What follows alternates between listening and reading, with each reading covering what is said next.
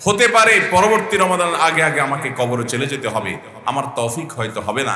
এটাকে জীবনের শেষ রমাদান মনে করে আসুন এই রমাদানকে অর্থবহ করবার জন্য, এটাকে সার্থক করবার জন্য, প্রতিটা মিনিটকে কাজে লাগাবার জন্য, প্রতিটা দিনকে কাজে লাগাবার জন্য, প্রতিটা দিনের তাকওয়া অর্জনের পথে এগিয়ে যাবার জন্য বান্দার সমস্ত আমলনামাগুলো লেখে। এই ফেরেশতারা যখন আল্লাহর কাছে যায় তখন আল্লাহ জিজ্ঞাসা করেন, আমার বান্দাকে কি অবস্থায় দেখে এসেছো? তখন তারা রিপোর্ট দেয় যে আল্লাহ এই অবস্থায় তাকে দেখে এসেছে, অর্থাৎ সে ইবাদত বন্দেগী করছে কিংবা কোনো গুনাহে লিপ্ত কিংবা সে অবহেলা করছে। আল্লাহর কাছে বান্দার রিপোর্ট তারা পেশ করে থাকে।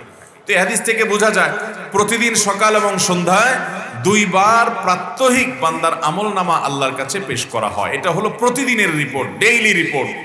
আরেকটা হলো উইকলি রিপোর্ট, সাপ্তাহিক রিপোর্ট, সেটা হলো সোমবার এবং বৃহস্পতিবার দুইবার প্রতি সপ্তাহেরটা নিবেদন করা হয়।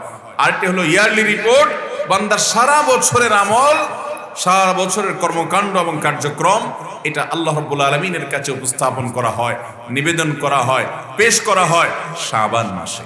মোহতারাম হাজিরিন, এখান থেকে বোঝা গেল এই সকাল সন্ধ্যার সময়, সোমবার বৃহস্পতিবার এবং শাবান মাস, এই সময়গুলোকে আমাদেরকে বিশেষভাবে যত্ন নিতে হবে এবং এই সময়গুলোতে ইবাদত বন্দেগী, জিকির আজকার এবং আল্লাহর দিকে মনোনিবেশ করতে হবে। আল্লাহ আমাদেরকে সে তৌফিক দান করুন। তাহলে শাবান মাসের গুরুত্বপূর্ণ আমলের কথা আমরা জানলাম যে এই মাসে আমাদের প্রিয় নবী সাল্লাল্লাহু আলাইহি ওয়াসাল্লাম অধিক পরিমাণে রোজা রাখতেন। কত বেশি পরিমাণ রোজা রাখতেন?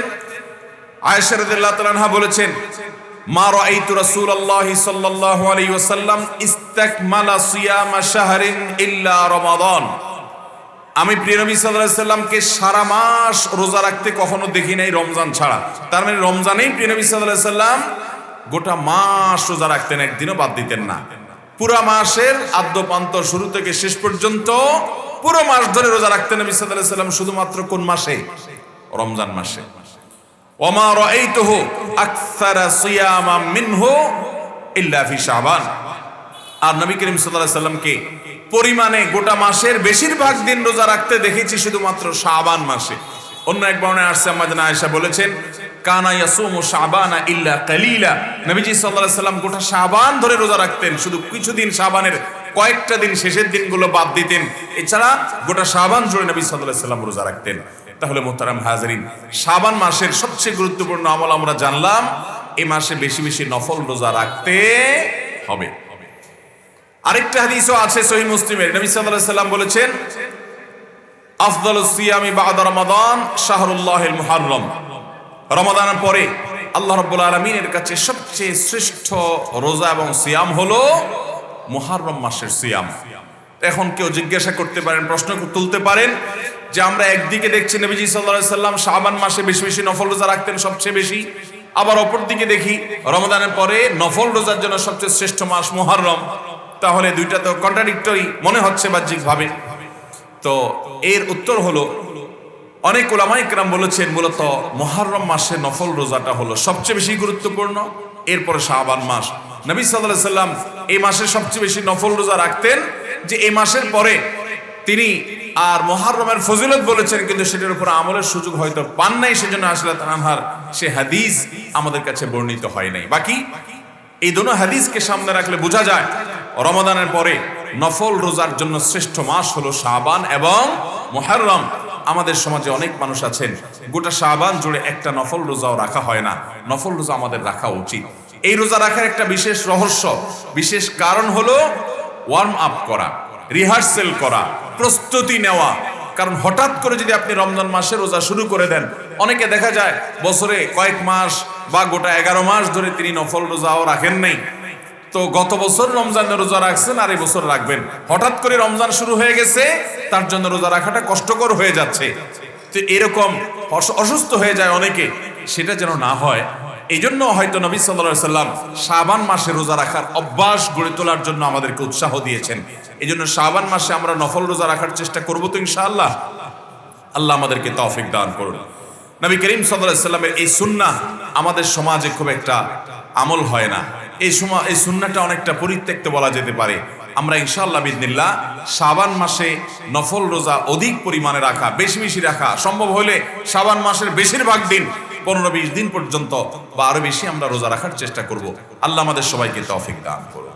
শাবান মাসের রোজার ক্ষেত্রে একটা বিশেষ বিষয় লক্ষ্য রাখতে হবে, তা হলো শাবান মাসের একেবারে শেষের দিন রোজা রাখা, যেটাকে ইয়াউমুশ শাক বলা হয়। এই দিনে রোজা রাখার ব্যাপারে হাদিসে নিষেধাজ্ঞা আছে, অনুচিত। ফুকাহা ইকরাম সেই দিনে রোজা রাখাকে মাকরুহ বলেছেন। আমরা ছেলেবেলায় দেখেছি অনেক মুরব্বীরা শাবানের শেষের দিন, সেদিনটাতে তারা রোজা রাখেন। ধরুন শাবান মাস 30 হচ্ছে, চাঁদ 30 হচ্ছে, তো দেখা যায় 30তম শাবানে অনেক মুরব্বীরা রোজা রাখতেন। এখন আছে কিনা জানি না, আমরা ছোটবেলা দেখেছি যে অনেক মুরব্বীরা শাবানের শেষের দিন রোজা রাখেন।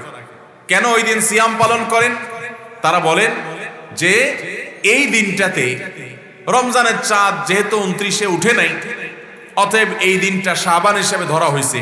কিন্তু এমনও তো হইতে পারে চাঁদ উঠছে আমরা দেখি নাই, তাহলে তো এটা রমজানের মধ্যে গণ্য হবে, এই জন্য আমি রোজা রাখলাম। যদি রমজানের মধ্যে গণ্য হয় তো হলো, আর না হলে এটা নফল হয়ে গেল। তো এইরকম দোদুল্যমনা এবং এরকম সংশয়ের উপরে ভিত্তি করে ইবাদতের নির্দেশ ইসলাম আমাদেরকে দেয় না। নবী সাল্লাল্লাহু আলাইহি ওয়াসাল্লাম বলেছেন, দা মা ইউরিবুকা ইলা মা লা ইউরিবুক, তোমার যেটা সন্দেহ হয় এটাকে সন্দেহের ঊর্ধ্বে তুলে ফেলো। ইসলাম তোমাকে সন্দেহ এবং সংশয়ের মধ্যে, দোদুল্যমনার মধ্যে থাকতে বলে না, তুমি সংশয়হীন ইবাদত করবে।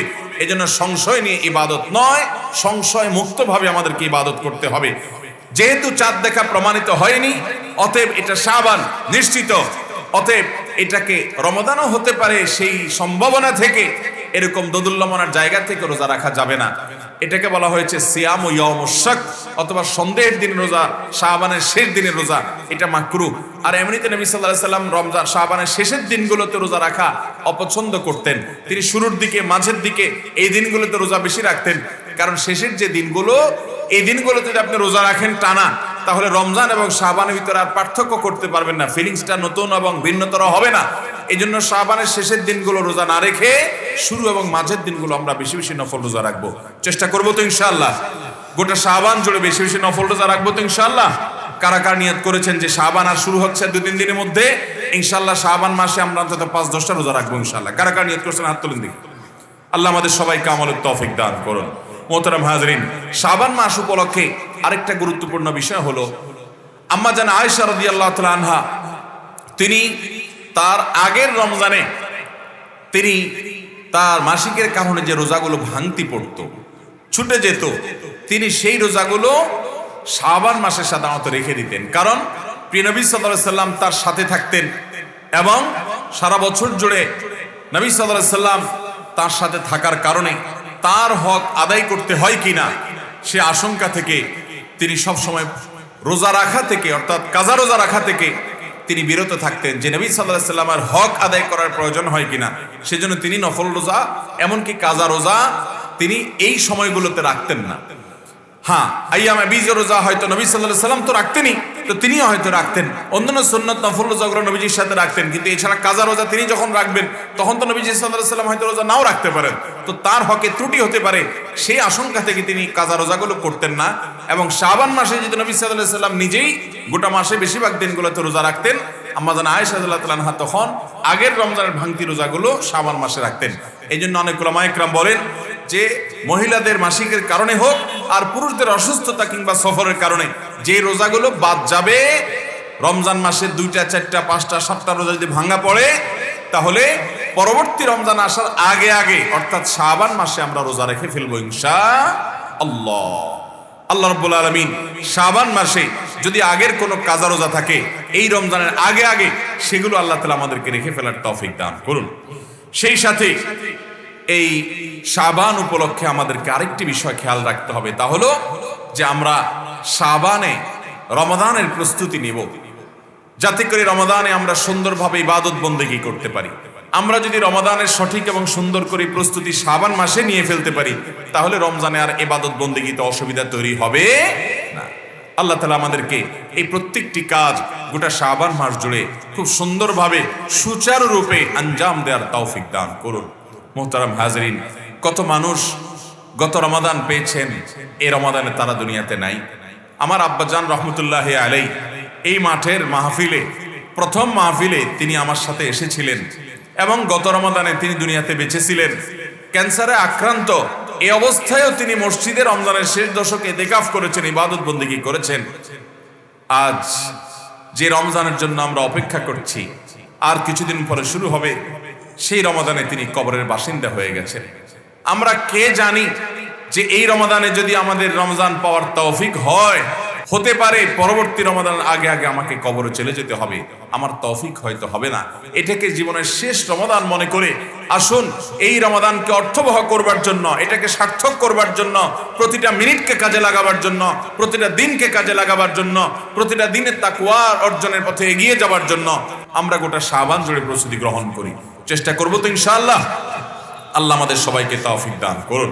ভাইরা আমার, তাহলে শাবান মাস উপলক্ষে প্রথম কাজ হলো আমরা বেশি বেশি নফল রোজা রাখবো, কারণ নবী সাল্লাল্লাহু আলাইহি সাল্লাম এই মাসের বেশিরভাগ দিনগুলোতেই নফল রোজা রাখতেন। তার সুন্নাহকে আমরা জিন্দা করব এবং এর মাধ্যমে একটা অবহেলিত সময় ইবাদতের তাৎপর্য এবং গুরুত্ব আমাদের অর্জিত হবে, ফজিলত আমাদের অর্জিত হবে। দ্বিতীয়ত আমাদের আমলনামা পেশ করা হয় সারা বছরের আমলনামা শাবানে, সেই সুযোগটি কাজে লাগিয়ে আমরা এই মাসে ইবাদত বন্দেগী করব। দ্বিতীয়ত শাবানের শেষের দিনগুলোতে আমরা রোজা রাখবো না, বিশেষ করে একেবারে শেষের দিন যেটা ইয়াউমুশ শাক, সেই দিন রোজা রাখা মাকরুহ। তৃতীয়ত কারোর যদি ভাঙতি রোজা থাকে তাহলে সেক্ষেত্রে আগের যে বছরের ভাঙতি রোজা সেটা এই বছরের আগে আগে, যত আগে রাখা যায় ততই ভালো। যদি না পারেন অন্তত শাবানের মধ্যে সেটা অবশ্যই রেখে ফেলার চেষ্টা করি। আর চতুর্থত আমরা রমজানের জন্য শাবান মাসে উত্তম রূপে প্রস্তুতি গ্রহণ করি। এর পাশাপাশি শাবানের মধ্য রজনী, যেটাকে লাইলাতুল বারাআত বলা হয়ে থাকে বা মুক্তির রজনী বলা হয়ে থাকে, এই রাতে বিভিন্ন বর্ণনা দ্বারা বোঝা যায় যে আল্লাহ রাব্বুল আলামিন বান্দাকে মাফ করে দেন হিংসুক ছাড়া এবং আপনার শিরকে লিপ্ত ব্যক্তি ছাড়া। মুশরিক এবং মুশাহিন মানুষের পিছনে লাগালাগি করে, শত্রুতা করে, হিংসা করে, শিরকে লিপ্ত এ ধরনের মানুষ ছাড়া অন্য মানুষরা আল্লাহ তাআলা তাদেরকে সাধারণ ক্ষমা ঘোষণা করেন। অতএব সেই সাধারণ ক্ষমা আমরা পাওয়ার চেষ্টা করব।